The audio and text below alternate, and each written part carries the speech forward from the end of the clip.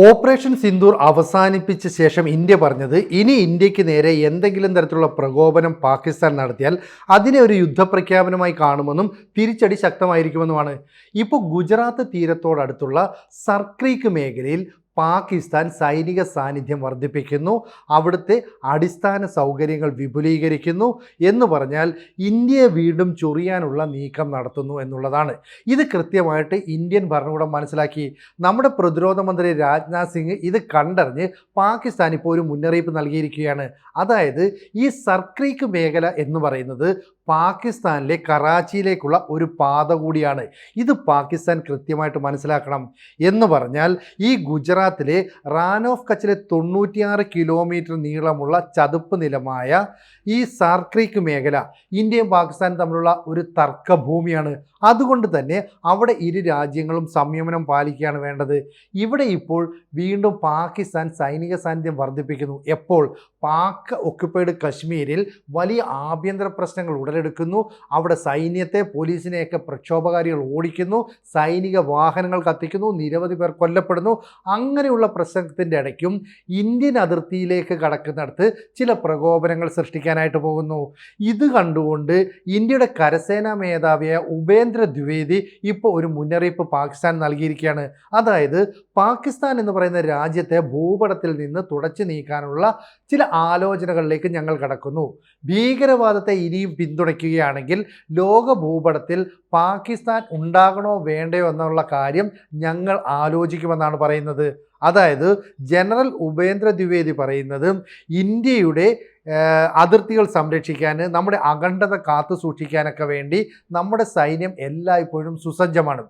ഏതെങ്കിലും തരത്തിൽ ഇന്ത്യ കാട്ടിയ ഈ സംയമനം ഇനി ഒരു യുദ്ധമുണ്ടാവുകയാണെങ്കിൽ നമ്മൾ കാട്ടില്ല എന്ന് പറഞ്ഞാൽ ഏത് നിമിഷവും ഓപ്പറേഷൻ സിന്ദൂർ 2.0 ഉണ്ടാകാം. ഈ ഒരു മുന്നറിയിപ്പാണ് നൽകുന്നത്. മാത്രമല്ല രാജ്യത്തിൻ്റെ അഖണ്ഡതയെ സംരക്ഷിക്കാൻ 3 സേനാ വിഭാഗങ്ങളും ഒന്നിച്ചു നിൽക്കും. ഇതിൻ്റെ തുടർച്ചയായിട്ട് നമ്മുടെ വ്യോമസേനാ മേധാവിയായിട്ടുള്ള air chief marshal AP Singh ഉണ്ട്. അദ്ദേഹം പറയുന്നു, ഞങ്ങൾ ഓപ്പറേഷൻ സിന്ദൂറിൻ്റെ സമയത്ത് പാകിസ്ഥാനിൽ നടത്തിയ ആക്രമണത്തിൻ്റെ കൃത്യമായ തെളിവുകൾ കൈവശമുണ്ട്. അത് എപ്പോൾ വേണമെങ്കിലും പുറത്തുവിടും. ഞങ്ങൾ അതായത് പാകിസ്ഥാൻ്റെ കൈവശമുള്ള 10 യുദ്ധവിമാനങ്ങളാണ് അന്നത്തെ ആക്രമണത്തിൽ തകർത്തത്. ഇതിൽ അമേരിക്കയുടെ ഏറ്റവും തന്ത്രപ്രധാനമെന്ന വിമാനമായ F-16, J-17 തുടങ്ങിയവയുണ്ട്.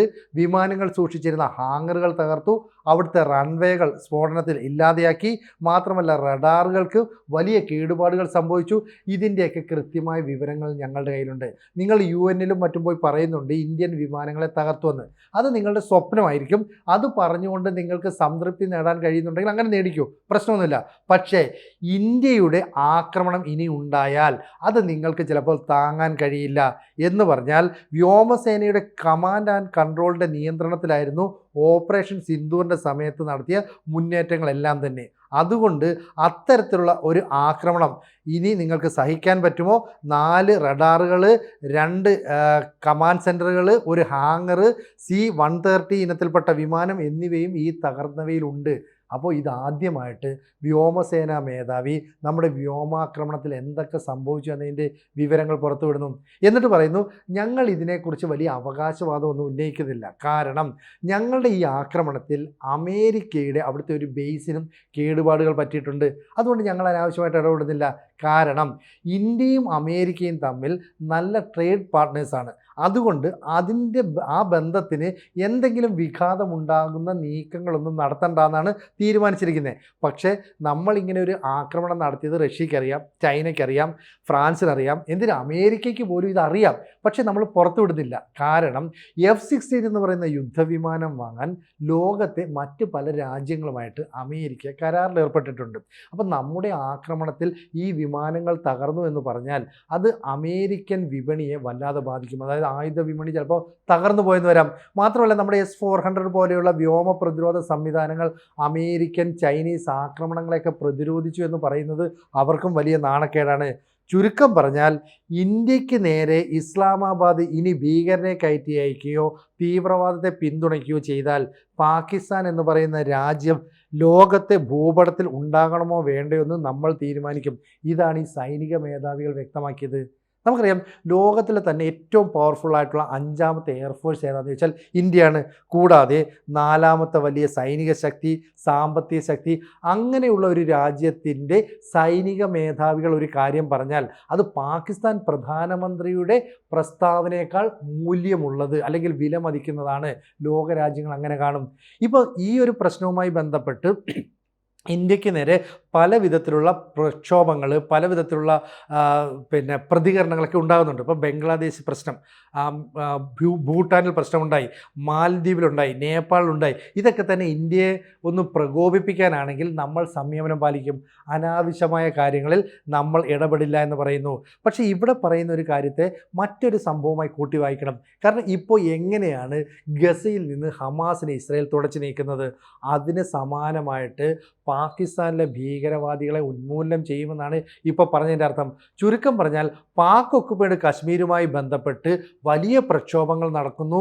അവിടുത്തെ സൈനിക വാഹനങ്ങൾ കത്തിക്കുന്നു, നിരവധി ആളുകൾ കൊല്ലപ്പെടുന്നു. പാക് സൈന്യത്തിന് അവിടെ നിന്ന് പിന്തിരിഞ്ഞോടേണ്ടി വരുന്നു. ഈ ഒരു സാഹചര്യത്തിൽ ഇന്ത്യ വീണ്ടും ഇത്തരം ചില കാര്യങ്ങൾ പറയുന്നത് പാകിസ്ഥാൻ വളരെ ഗൗരവത്തോടു കൂടി കാണുന്നുണ്ട്. കാരണം UN-ലടക്കം ചെന്നിട്ട് പറയുന്നത് ഇന്ത്യയുടെ യുദ്ധവിമാനങ്ങളെ തകർത്തു എന്നൊക്കെയാണ്. ഇതൊക്കെ തന്നെ നമ്മൾ പൂർണ്ണമായിട്ടും നിഷേധിക്കുന്നു.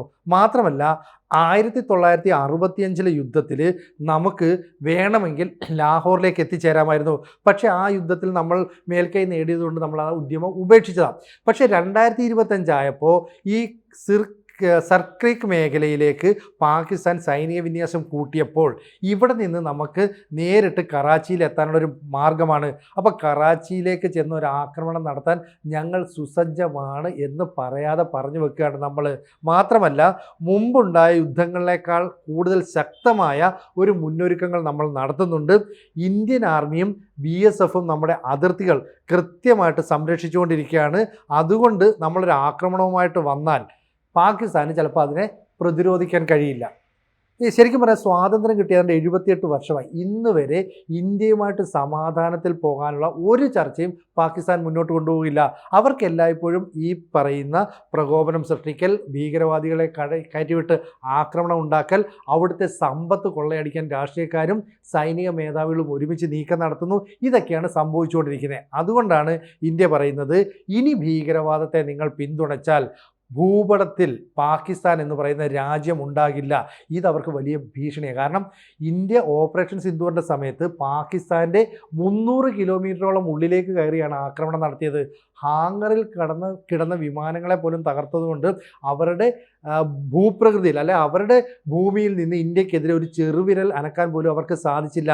എന്തായാലും അമർപ്രീത് സിംഗ് എന്ന് പറയുന്ന നമ്മുടെ വ്യോമസേനാ മേധാവി കൃത്യമായ മുന്നറിയിപ്പോടെ പറഞ്ഞു, ഞങ്ങളുടെ കയ്യിൽ തെളിവുകളുണ്ട്. ഇത് പുറത്തുവിട്ടാൽ പാകിസ്ഥാന് വലിയ നാണക്കേടായിരിക്കും. അപ്പം ലോകത്തിന് തന്നെ ഇന്ത്യൻ സൈനിക നീക്കത്തിൻ്റെ കൃത്യമായ പാഠങ്ങൾ നമ്മൾ പകർന്നു നൽകി. അതായത് എന്തെങ്കിലും തരത്തിൽ US-ഉമായിട്ടുള്ള ബന്ധം വഷളായിട്ടുണ്ടെങ്കിൽ അതിന് കാരണം ഇന്ത്യൻ സൈന്യത്തിൻ്റെ ശക്തിയാണ്. അത് മറ്റ് രാജ്യങ്ങളൊക്കെ മനസ്സിലാക്കണമെന്നാണ് ഈ പറയുന്നത്. അപ്പം അമേരിക്കയുമായിട്ടുള്ള ഒരു ട്രേഡിൽ വിഘാതം വരുത്താതിരിക്കാൻ വേണ്ടിയിട്ടാണ് അമേരിക്കയ്ക്ക് ഇതിനകത്തുള്ള ഇൻവോൾവ്മെൻറ്റ്, അമേരിക്കയുടെ എത്രത്തോളം വിമാനങ്ങൾ നശിച്ചു എന്ന കാര്യമൊക്കെ നമ്മൾ ഇതുവരെ പുറത്തു പറയാതിരുന്നത്. പക്ഷേ ഇനിയും നമുക്കെതിരെ പ്രകോപനവുമായി വന്നാൽ നമ്മളിത് സഹിക്കണമെന്നില്ല. രാജ്യത്തിൻ്റെ അഖണ്ഡത സംരക്ഷിക്കാൻ വേണ്ടിയിട്ട് സൈന്യം എല്ലായ്പ്പോഴും സുസജ്ജമായിട്ട് നിൽക്കും. ഇതാണ് ബിക്കാനീറിലെ സൈനികരെ അഭിസംബോധന ചെയ്തുകൊണ്ട് നമ്മുടെ AP സിംഗ് കൃത്യമായിട്ട് കാര്യങ്ങളെല്ലാം പറഞ്ഞത്. ഇതുകൂടാതെ രാജ്നാഥ് സിംഗ്, അതുപോലെ തന്നെ ഉപേന്ദ്ര ദ്വിവേദി, ഇവരെല്ലാം തന്നെ കാര്യങ്ങൾ വിശദീകരിച്ചിട്ടുണ്ട്. എന്ന് പറഞ്ഞാൽ പാകിസ്ഥാൻ്റെ ഭരണ തലവന്മാർ അല്ലെങ്കിൽ സൈനിക മേധാവിയൊക്കെ വിദേശ രാജ്യങ്ങളിൽ ടൂറിന് പോകുന്നു. ആ സമയത്ത് പാകിസ്ഥാനിൽ വലിയ ആഭ്യന്തര കലാപം നടക്കുന്നു.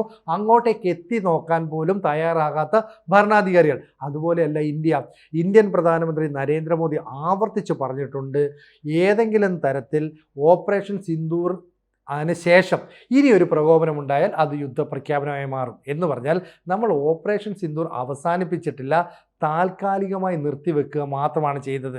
അപ്പോൾ ഇനി ലോക ഭൂപടത്തിൽ പാകിസ്ഥാൻ എന്ന് പറയുന്ന രാജ്യം ഉണ്ടാകണോ വേണ്ടയോ എന്ന് തീരുമാനിക്കാനുള്ള അവകാശം പാക് ഭരണകൂടത്തിന് ഇന്ത്യ വിട്ടു നൽകിയിരിക്കുകയാണ്. കൂടുതൽ വാർത്തകളും വിശേഷങ്ങളും നിങ്ങളിലേക്ക് എത്താൻ ABC മലയാളം സബ്സ്ക്രൈബ് ചെയ്യുക, ബെൽ ബട്ടണും അമർത്തുക.